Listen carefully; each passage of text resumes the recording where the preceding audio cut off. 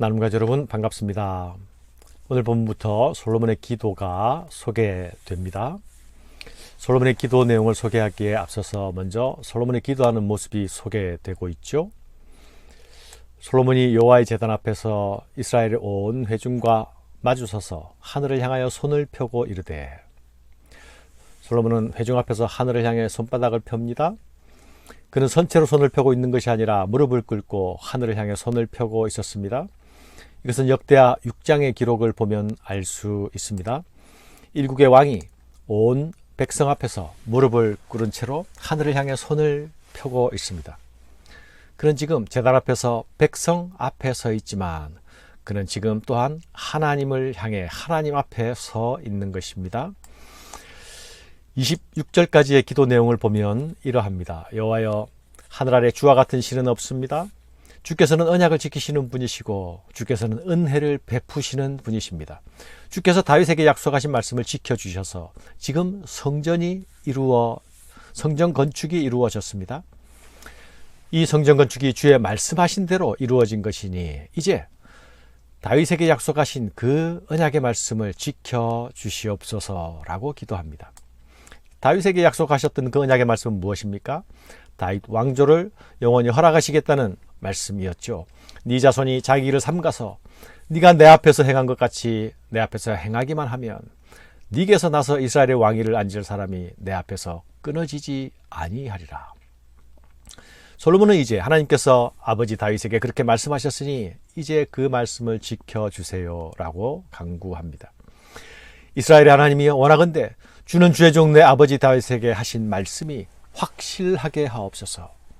하나님 하신 말씀을 지켜주시옵소서. 하나님 말씀이 확실하게 하옵소서 라고 말하고 있죠. 사랑하는 여러분, 언약의 말씀의 두 돌판이 성전의 중심이 되지 않았습니까? 솔로몬의 기도의 내용도 언약하신 말씀대로 이루어지기를, 주께서 하신 그 말씀을 확실히 지켜주기를 간구하고 있지 않습니까? 사랑하는 여러분, 하나님의 모습을 볼 수는 없지만 그분이 하신 말씀을 지키시고 이루시는 분이란 사실, 그것이 하나님께서 살아계신 하나님임을 나타내고 드러내는 것 아닙니까? 또 약속하신 것을 지키시는 그 하나님이 우리와 소통하시는 하나님이고 그분이 바로 인격적인 하나님이십니다. 그러니 솔로몬은 그와 같은 신은 없다고 고백한 것입니다. 우리 하나님은 자신의 언약의 파트너인 우리가 온 마음으로 주 앞에서 신실하게 행하면 그분의 언약을 지키시고 은혜를 베풀어 주시는 분이십니다. 이제 솔로몬은 그 언약의 하나님을 향해서 약속하신 대로 왕위가 끊기지 않도록 간구합니다. 이는 자신이 마음을 다해서 하나님의 길을 걸으며 언약의 길을 가겠다는 다짐이기도 합니다. 사랑하는 여러분, 하나님께 이렇게 당당하게 간구할 수 있는 것은 말씀에 신실하신 하나님에 대한 믿음이 있는 사람들만이 가질 수 있는 당당함이요, 또한 믿음의 배짱입니다. 우리가 이 믿음의 당당함과 믿음의 배짱을 가질 수 있어야 하겠습니다. 말씀대로 간구하는 기도, 약속하신 것을 붙들고 구하는 기도, 이것을 우리가 다시 붙들고 주장할 수 있어야 하겠습니다. 솔로몬은 성전을 향하여 기도할 때에 하나님께서 응답해 달라고 또한 간구합니다. 주께서 전에 말씀하시기를 내 이름이 거기 있으리라 하신 곳, 이 성전을 향하여 주의 눈이 주야로 보시오며 주의 종이 이곳을 향하여 비는 기도를 들으시옵소서. 주의 종과 주의 백성 이스라엘이 이곳을 향하여 기도할 때에 주는 그 간구함을 들으시되 주께서 계신 곳 하늘에서 들으시고 들으시사 사하여 주옵소서. 이 간구는 솔로몬 자신을 위한 간구만이 아니라 백성들을 위한 간구가 아닙니까?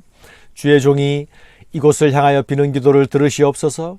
주의 종과 주의 백성 이스라엘이 이곳을 향하여 기도할 때에 주는 그 간구함을 들으시되 주께서 계신 곳 하늘에서 들으시고 들으시사 사하여 주옵소서. 솔로몬은 지금 홀로 하나님 앞에 서 있는 것이 아니죠. 자기 백성들과 함께 서 있지 않습니까? 그리고 함께 서 있는 그 백성들을 품고 또한 하나님 앞에 서 있습니다. 그래서 앞으로 나타나는 기도의 특징은 지극히 이타적인 간구가 될 것입니다. 나 자신을 위해서가 아니라 내 백성을 위한 기도가 될 것입니다. 그는 자신의 기도를 들으시는 하나님께서 성전에 갇혀 계신 분이 아니라는 것을 알고 있지 않습니까? 내 이름이 거기 있으리라 하신 곳 이 성전을 향하여 주의 눈이 주야로 보시오며, 그래서 주의 눈이 자기 이름을 두시기로 약속하신 이 성전을 향해 달라고, 주야로 눈을 떼지 말고 보아달라고 간구합니다. 사랑하는 여러분, 이것은 임재의 약속을 붙들며 나아가는 것 아닙니까? 이 점이 중요한 것은 우리가 하나님께 간구로 나아갈 때에 우리 자신의 주관적인 느낌과 생각으로 하나님을 제한하거나 하나님을 왜곡할 때가 많다는 것이죠. 소위 내 하나님에 대한 내 느낌이나 하나님에 대한 내 감각이 있으면 기도가 유효할 것 같고, 그렇지 않으면 기도하는 마음이 생기지도 않고 또 기도를 해도 확신이 없지 않습니까? 그러나 여러분, 가장 힘있는 기도는 하나님께서 약속하신 그 말씀을 붙들고 나아가는 기도입니다. 이것이 믿음의 기도입니다. 하나님의 임재를 약속하시고 기도하는 자는 그 약속을 믿고 하나님께 나아갑니다. 하나님께서는 자신의 임재를 우리에게 약속해 주시고, 기도하는 자는 그 약속을 믿고 또한 하나님께 나아가죠. 임재를 믿고 나아갈 뿐만 아니라 하신 말씀을 믿고 하나님께 나아가는 것입니다. 주의 종과 주의 백성 이스라엘이 이곳을 향하여 기도할 때에 우리가 간구의 기도를 드리는 일과 그 기도를 듣고 응답하는 것은 하나님과 자기 백성들의 교제, 바로 그것입니다. 하나님이 이 교제를 기뻐하십니다. 그래서 자기 이름을 두신 성전이 마련된 것이 아닙니까? 우리는 공간 안에 살며 공간 안에서 자유롭지 못한 존재들이죠. 하나님께서 특별한 한 공간을 교제를 위해 허락하신 것은 바로 우리들을 위해서입니다. 우리는 언제나 공간과 관련하여 생각하고 언제나 공간과 연관시켜 상상할 수밖에 없는 사람들이 아닙니까? 이후로 하나님의 백성들은 하나님을 생각할 때마다 이 성전과 함께 연상하며 생각합니다. 하나님을 향해 마음을 모으고 기도할 때마다 이 성전을 향하여서 기도했습니다. 심지어 이방 땅 바벨론에서도 이 성전을 향하여 창을 열고 기도하지 않습니까? 우리는 이제 다 예수 안에서, 그리고 예수님의 이름으로 우리의 하늘 아버지께로 언제든지 얼마든지 어디서나 나아갈 수 있게 되었습니다. 그래서 히브리서 기자는 이렇게 말하지 않습니까? 그러므로 형제들아, 우리가 예수의 피를 힘입어 성소에 들어갈 담력을 얻었나니 그 길은 우리를 위하여 휘장 가운데로 열어놓으신 새로운 살 길이요, 휘장은 곧 그의 육체니라. 사랑하는 여러분, 성전을 통한 교제는 하나님은 자기 백성을 위해 주신 교제의 통로라는 것입니다. 하나님이 이 교제를 위해서 자신의 마음과 눈을 이곳에 집중하고 계십니다.